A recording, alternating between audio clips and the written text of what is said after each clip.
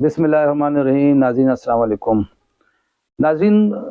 ملک میں انتقال اقتدار کی ایک اور کڑی مکمل ہو چکی ہے اور نئے صدر مملکت کے طور پر آصف علی زرداری حلف اٹھا چکے ہیں، جن کو یہ اعزاز حاصل ہو گیا ہے کہ وہ پہلے سویلین صدر ہیں جو دوسری مدت کے لیے منتخب ہوئے ہیں۔ ناظرین، اس سلسلے میں اس صدارتی الیکشن کی جو سب سے خاص بات رہی میرے خیال میں وہ جمعیت علماء اسلام کی حکمت عملی تھی۔ ہم نے آج بات صدارتی الیکشن سے زیادہ JUI کی حکمت عملی پہ کرنی ہے۔ جہاں تک مولانا فضل الرحمان کی ذات کا تعلق ہے، ان کی سیاست کا تعلق ہے، تو سب کو یہ پتہ ہے کہ وہ انتہائی دھیمی انداز کی سیاست کرتے ہیں اور ان کی سیاست جوش، جذبے اور غصے سے ہمیشہ مبرہ رہتی ہے۔ وہ سوچ سمجھ کر نپے تلے انداز میں فیصلے کرتے ہیں۔ یہی وجہ ہوتی ہے کہ بعض اوقات وہ بہت کامیاب رہتے ہیں اور بہت سے سارے لوگ، ہمارے بہت سارے سینئر صحافی، اینکرز، جن کے ساتھ جب ہم نجی محافل میں بات کرتے ہیں تو وہ کھل کے کہتے ہیں کہ اس ملک میں صرف 2 سیاستدان ہیں جو سیاست کی کسوٹی پر پورا اترتے ہیں، اس کے لوازمات کو سمجھتے ہیں۔ ایک آصف علی زرداری اور ایک مولانا فضل الرحمان صاحب ہیں۔ مولانا فضل الرحمان کے ساتھ ہمارا بھی بہت ایک طویل سا تعلق ہے اور ہمیں یاد ہے کہ مولانا فضل الرحمان ہمیشہ نجی محافل میں یہی کہتے رہے ہیں اور ان کی حکمت عملی یہی رہتی تھی اور ان کا ایک اصول ہو جاتا، وہ بائیکاٹ اور استعفوں کی سیاست پہ کبھی بھی انہوں نے یقین نہیں کیا۔ 2007 کی بات ہے، جب MMA کا دور حکومت ختم ہونے کے قریب تھا تو قاضی حسین احمد صاحب کی، جو اس وقت MMA کے صدر بھی تھے، مولانا فضل الرحمان کے ساتھ اسی معاملے پر اختلاف پیدا ہوا۔ قاضی صاحب صدارتی الیکشن کا بھی بائیکاٹ چاہتے تھے اور پھر پرویز مشرف کی صدارت میں ہونے والے عام انتخابات کا بھی بائیکاٹ چاہتے تھے اور ساتھ میں وہ اسمبلیاں وقت سے پہلے تحلیل کرنے کے خواہش مند تھے تاکہ صدر مملکت کے انتخاب کا راستہ روکا جا سکے۔ تو اس وقت مولانا فضل الرحمان نے یہ سٹینڈ لیا، یہ موقف اختیار کیا کہ ہم بائیکاٹ اور استعفوں کی سیاست نہیں کرتے، ہم کوئی ایسا قدم نہیں اٹھانا چاہتے کہ سسٹم ڈیریل ہو جائے، سسٹم کو نقصان پہنچے۔ چنانچہ انہوں نے ایک بہت بڑا سیاسی نقصان اٹھانے کے لیے تو خود کو تیار کر لیا، مگر استعفوں اور بائیکاٹ کی سیاست کی طرف نہیں آئے اور ان کے اسی فیصلے کے نتیجے میں MMA اگلے الیکشن میں ہمیں نظر نہیں آئی۔ MMA ختم ہو گئی، MMA تقریباً بس معرض اس میں چلی گئی، التوا میں چلی گئی، بلکہ میں کیا کہوں گا کہ ایک سیاسی موت کا شکار ہو گئی۔ لیکن اس وقت ہمیں مولانا فضل الرحمان ایک نئے روپ میں نظر آتے ہیں، ایک جارحانہ روپ میں نظر آتے ہیں۔ پہلی مرتبہ ان کا غصہ، ان کا اشتعال سب پہ عیاں ہے اور وہ کھل کے سب کے لتھے لینے میں مصروف ہیں اور جو لب و لہجہ انہوں نے اختیار کیا ہے مولانا فضل الرحمان کا کبھی بھی یہ انداز نہیں رہا، مگر لگتا ہے کہ تنگ آمد بجنگ آمد کے مصداق اب وہ ایک فائنل راؤنڈ کے لیے خود کو تیار کر رہے ہیں اور ان کی اس حکمت عملی میں یہ تبدیلی بہت اہم بھی ہے، بہت بنیادی بھی ہے، ساتھ میں اگر یہ کہا جائے کہ یہ بہت خطرناک بھی ہے۔ جی ہاں ناظرین، خطرناک اس لیے کہ ظاہر ہے اب وہ ایک مرتبہ پھر بھرپور اور منظم انداز میں کارکنوں کو سڑکوں پر لائیں گے، کیونکہ وہ بار بار کہتے ہیں کہ ہمیں مجبور کر دیا گیا ہے کہ اب فیصلے ایوانوں میں نہیں میدانوں میں ہوں گے۔ چنانچہ پہلی مرتبہ یہ JUI نے اپنی سیاسی تاریخ میں پہلی مرتبہ یہ ایک چیز رقم کر دی ہے کہ انہوں نے صدارتی الیکشن کا مکمل بائیکاٹ کیا۔ ان کے بلوچستان میں بھی ووٹ تھے، ان کے ہمارے صوبے میں بھی ووٹ تھے، ان کے سینٹ اور قومی اسمبلی میں بھی ووٹ تھے، اچھے خاصے ووٹ تھے، مگر انہوں نے ان کے جو اراکین تھے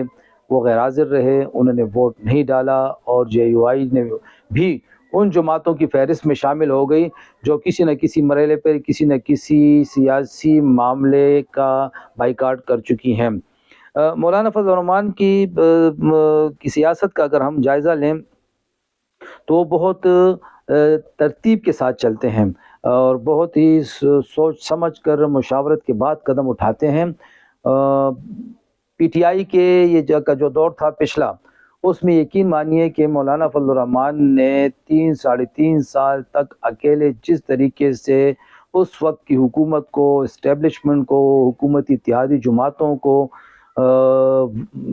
ہم یہ کہیں کہ ایک نکیل ڈاری رکھی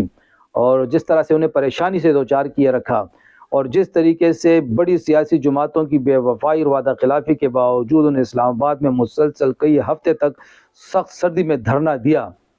تو یہ صرف اور صرف ان کی کارکن ہی کر سکتے ہیں اور مولانا کی کمٹمنٹ ہی یہ کام کر سکتی ہے۔ چنانچہ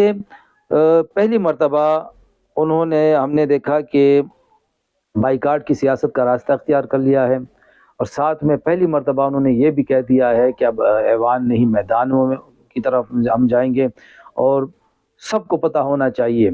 جتنی سیاسی پارٹیاں ہیں ان کو اچھی طرح پتہ ہے، اس لیے انہوں نے مولانا فضل الرحمان کو عمران خان کے دور حکومت میں ان کے خلاف آگے رکھا اور پی ڈی ایم کا سربراہ بنایا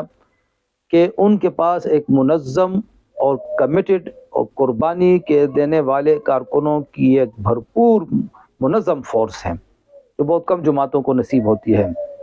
اور پھر وہ جس طریقے سے ایک تیاری کے ساتھ نکلتے ہیں، تو ہم نے دیکھا کہ کس طریقے سے انہوں نے درجنوں ملین مارچز کیے، پھر وہ آزادی دھرنا دیا۔ تو لگتا ایسا ہے کہ آصف علی زرداری بطور صدر اور شہباز شریف بطور وزیر اعظم ایک مرتبہ پھر مولانا فضل الرحمان کے ملین مارچز اور دھرنوں کا نشانہ بننے والے ہیں۔ انہوں نے تو کچھ دن پہلے کہہ دیا تھا کہ بھائی شہباز شریف کو اپوزیشن میں آنا چاہیے، کہیں ایسا نہ ہو کہ وہ میری تحریک کا اور میرے احتجاج کا نشانہ بن جائیں۔ اب وزیر اعظم صاحب کی مرضی ہے کہ وہ مولانا کا مشورہ قبول کرتے ہیں یا نہیں کرتے۔ ایسا لگ رہا ہے کہ اگلے چند مہینے میں یہ جب رمضان ختم ہوں گے اور نئی حکومتوں کی پالیسیاں سامنے آ چکی ہوں گی، مہنگائی ظاہر ہے وہ کنٹرول ہونے والی نہیں، بجلی گیس کے نرخ کم ہونے والے نہیں، بلکہ بجلی گیس تو دستیاب بھی نہیں،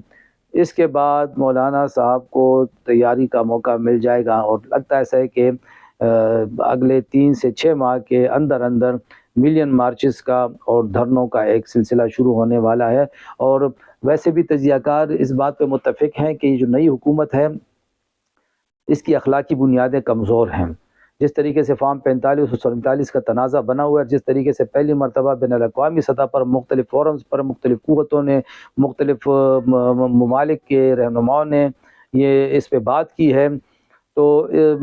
نہیں لگتا کہ اگر مولانا صاحب تیاری کے بعد میدان میں آئیں گے تو یہ حکومت ان کا مقابلہ کر سکے گی۔ اور اس سلسلے میں اگر جے یو آئی اور پی ٹی آئی کم از کم ایک نقطے پہ اکٹھے ہو کر یہ مینڈیٹ کے حوالے سے، مینڈیٹ چوری کے حوالے سے اگر کم از کم ایک نقطے پر یہ دونوں جماعتیں متفق ہوتی ہیں اور پھر ان کے ساتھ دینے کے لیے این پی آگے آتی ہے،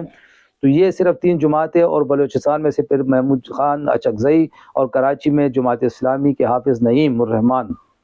تو یہ 4-5 سیاسی قوتیں پھر 4-6 مہینے میں صوبائی حکومتوں کو، وفاقی حکومت کو ٹھیک ٹھاک پریشانیوں سے دوچار کر سکتی ہیں۔ اور جو سیاسی استحکام کے دعوے پہ الیکشن کے بعد یہ حکومتیں بنی ہیں، ان دعووں کی کلئی کھل جائے گی، جس سے یقینی طور پر ملک کو بھی مسائل کا سامنا کرنا پڑے گا، قوم کو بھی، لیکن یہ جو حکمران بنے ہوئے ہیں اور یہ بہت زیادہ پریشانی میں مبتلا ہو سکتے ہیں، اگرچہ یہ بھی مقابلہ کرنے کی کوشش کریں گے۔